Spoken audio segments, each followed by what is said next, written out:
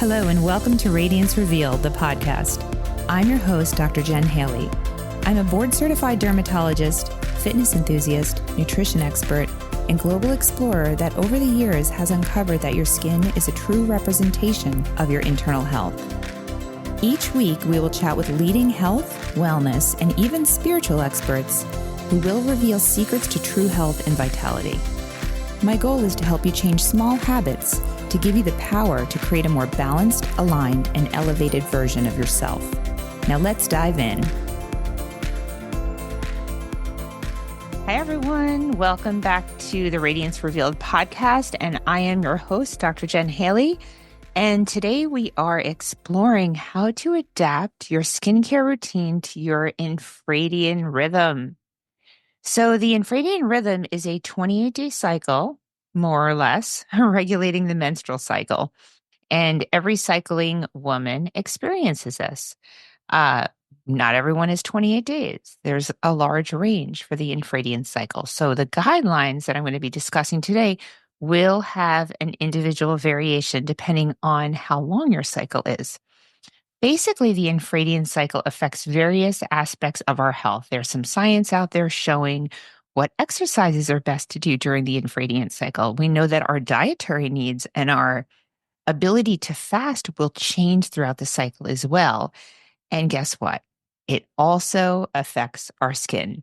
So hormones affect everything in our body, our brain health, our bone health, our skin health. And we're going to discuss our skin health today. So our body is constantly in motion. Okay. Our skin cells are turning over.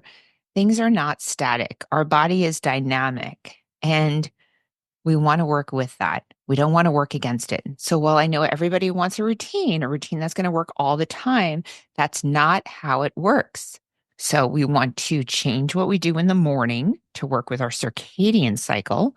Our morning skincare routine is going to be different from our evening skincare routine, working with our infradian cycle.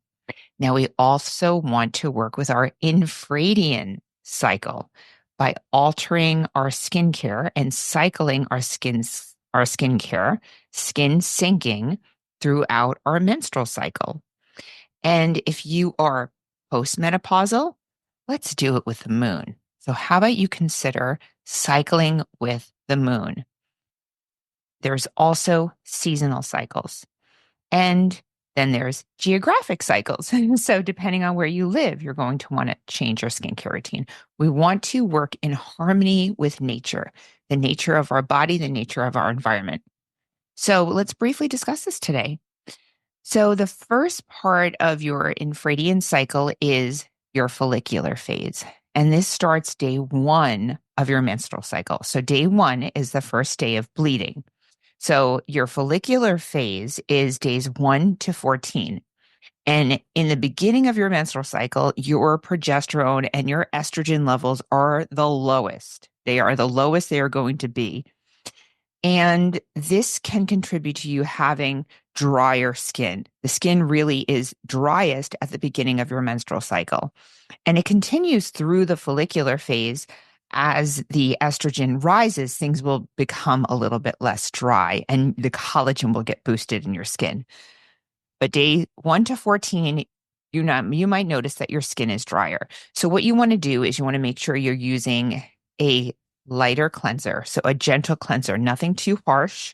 You want to avoid exfoliating. And you may want to back off on your retinol to maybe twice a week, 3 times a week at most, during this follicular phase. So really eliminate the exfoliation, decrease your retinol if you're prone to dryness, modify to use a gentle cleanser.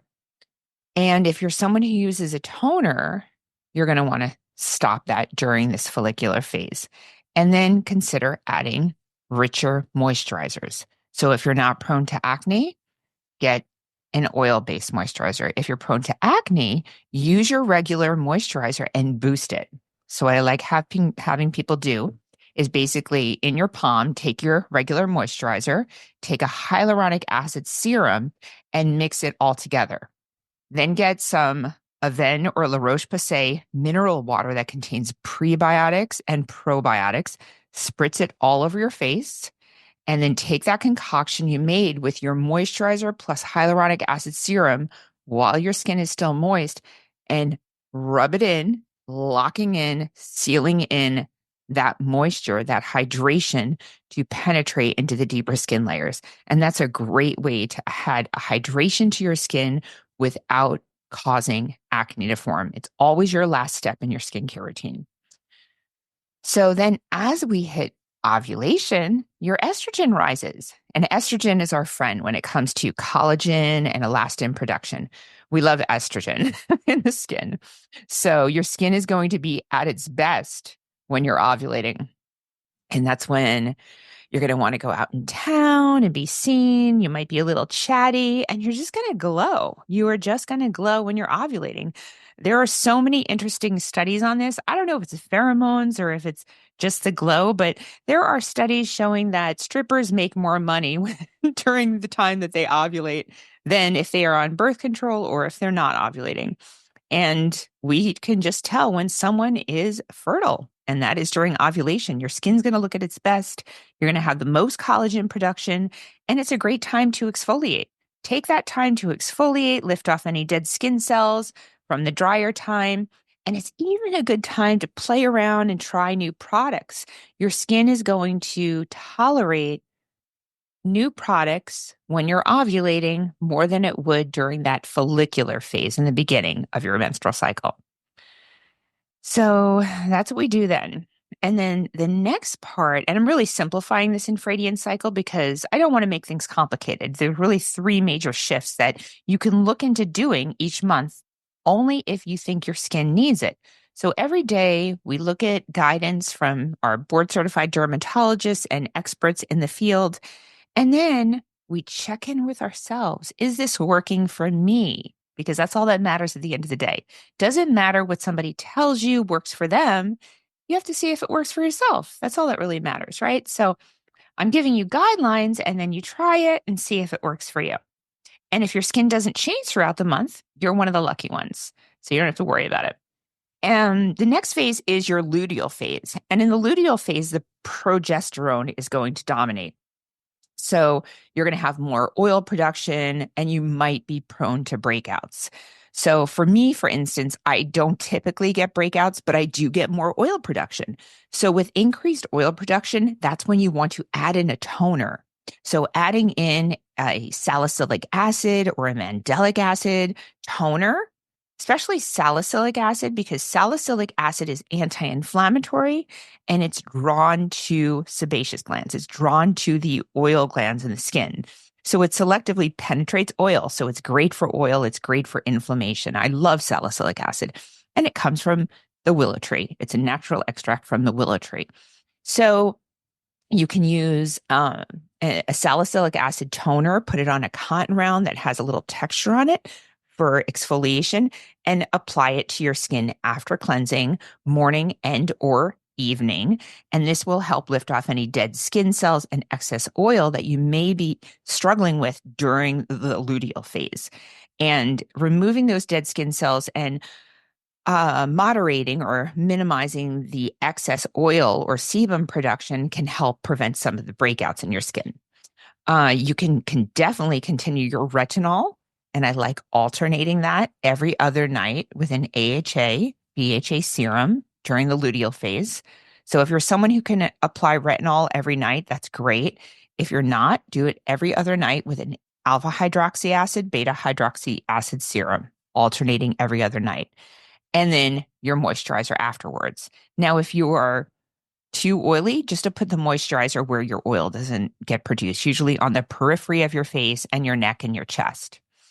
And if you're someone who's dealing with breakouts, once again, salicylic acid is something you want to look for, or you may want to switch to a benzoyl peroxide cleanser.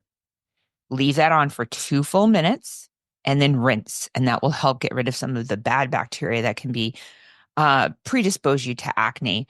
Just remember that benzoyl peroxide can actually bleach your towels and it could bleach your eyebrows and your hair. So just be cognizant of that. So that's a brief overview of your infradian cycle and some of the things that you can do to change up your skincare routine during your monthly cycle if you're struggling with some of these things, such as dry skin or breakouts during different times of the month.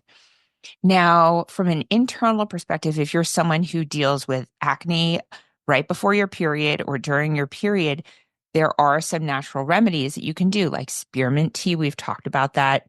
You may want to have some hormonal blood tests. Sometimes supplements like saw palmetto or DIM can be useful, or myo-inositol, but you really need to have guidance from an integrative or functional dermatologist in order to know which way to go with that.